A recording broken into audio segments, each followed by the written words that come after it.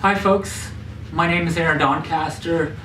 Welcome to my first video blog on my Aaron Doncaster YouTube channel. And today's video blog is going to be a simple reciting of reading of an article that was recently posted on August 27th on Global Research with respect to what's happening in Syria. Again, my name is Aaron Doncaster, and welcome to my video blog. Thank you for joining, and I hope you enjoy it. The title of the article that's on globalresearch.com is called On the Eve of War with Syria. John Kerry's Colin Powell moment. It was published August 27th, 2013. Yesterday, U.S. Secretary of State John Kerry appeared on national television to deliver a lying statement aimed at preparing public opinion for an impending U.S.-NATO attack on Syria. It was his very own Colin Powell moment.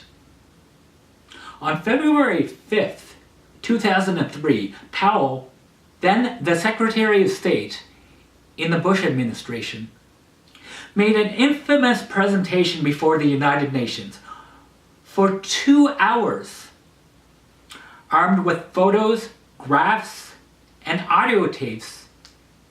The chief diplomatic officer of the United States made the clear case for war against Iraq. He claimed that the evidence he presented showed that Iraq had weapons of mass destruction, which it was about to unleash on the world. The media and politicians of both parties hailed Powell's performance, declaring that the former general had made an overwhelming case that Iraq had enormous weapons of mass destruction programs. 6 weeks later, bombs fell on Iraq as the U.S. invasion began. Powell's speech was a pack of lies.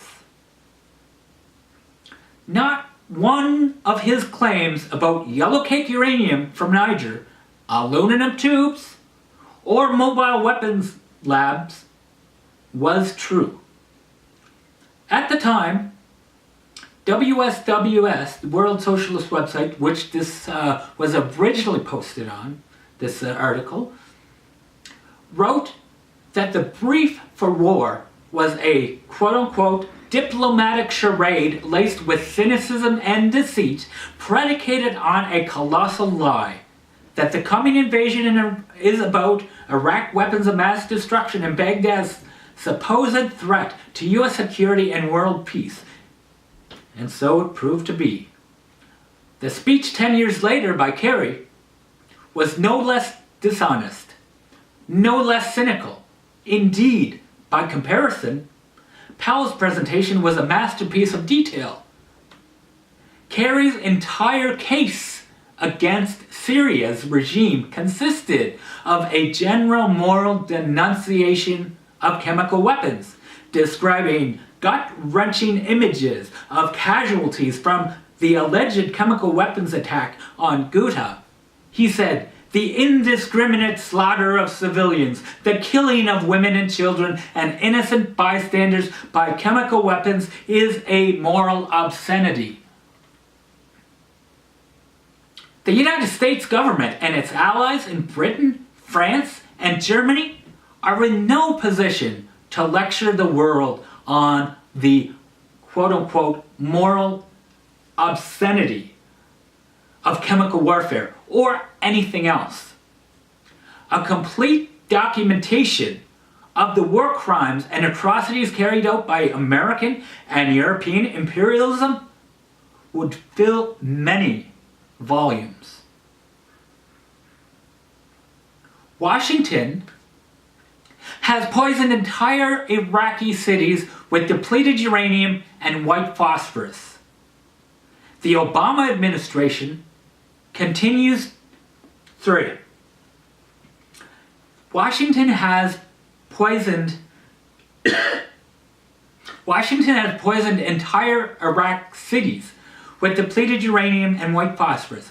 Earlier, it dropped 75 million liters of Agent Orange, a chemical weapon, on Vietnam, affecting millions of people.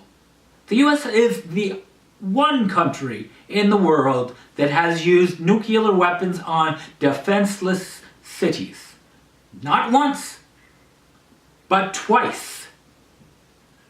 On Hiroshima and Nagasaki.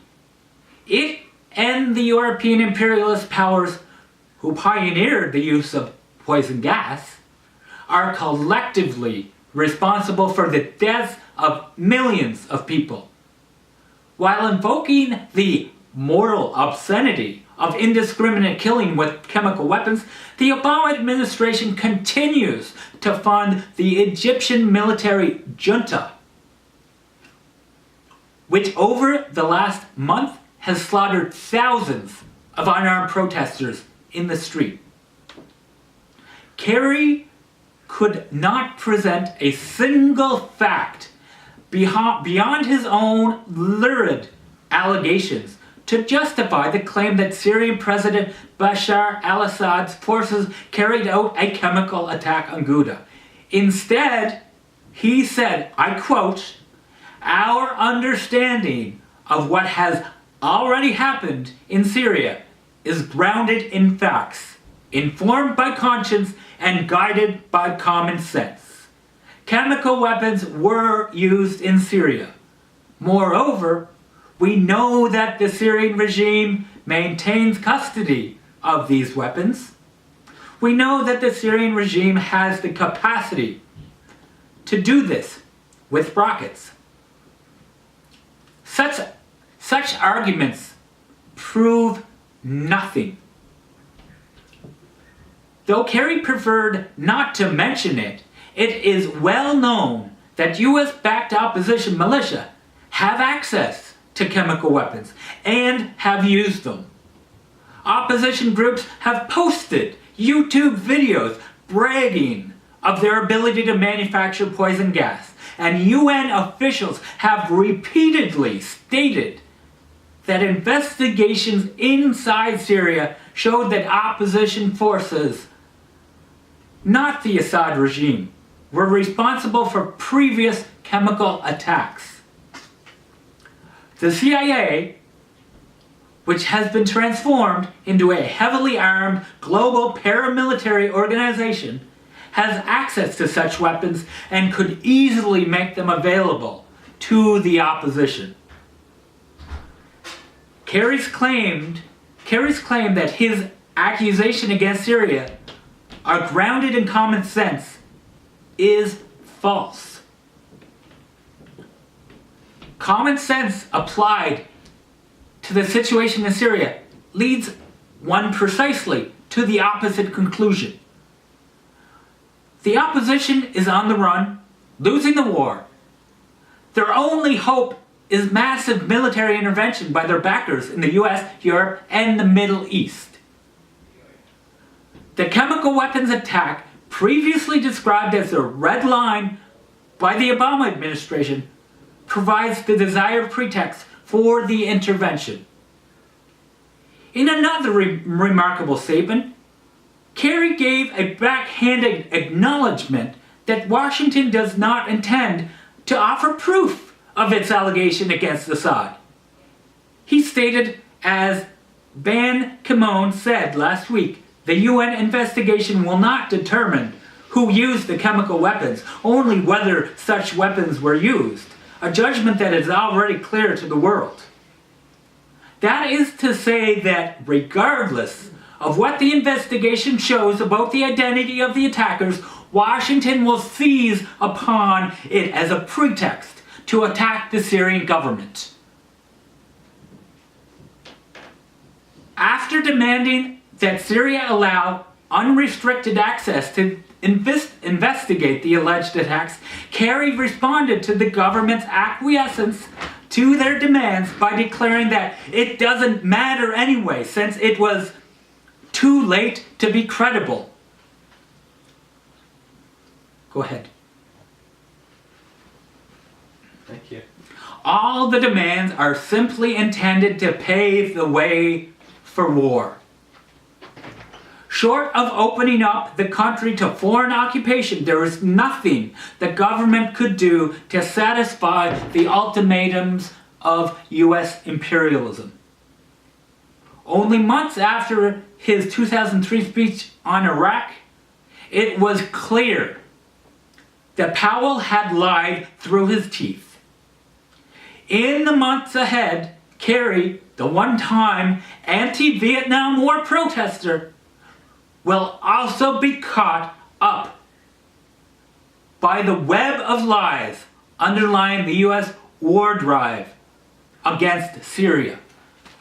So brothers and sisters, comrades and friends, you can see this is just one example pointing to the ridiculous claims of the American government and their pack of lies. In future reports, my friends, I will talk about the geostrategic imperatives of the US and their allies for perpetrating war against Syria, which involves pipelines and involves oil bourses, selling of oil in other denominations other than US currency, etc. So stay tuned for future blogs that are focused on Syria and what is happening geostrategically there. Thank you for joining, and have a nice day.